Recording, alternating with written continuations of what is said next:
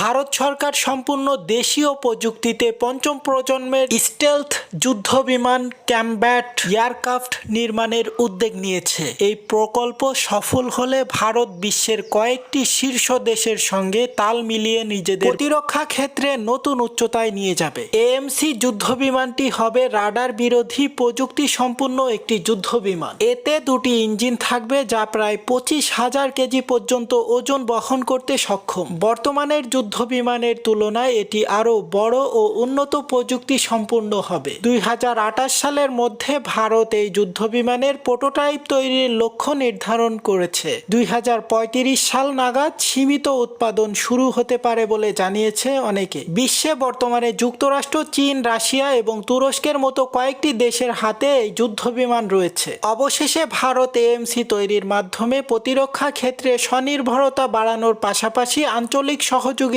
শক্তিশালী অবস্থান গ্রহণ করবে। আপনারা দেখছেন এইসে গ্লোবাল নিউজ, সাথে আছে আমি হুসাইন আহমেদ। সকল আপডেট সবার আগে পেতে আমাদের চ্যানেলটি সাবস্ক্রাইব করে একটা লাইক করে আমাদের সাথেই থাকুন। ধন্যবাদ।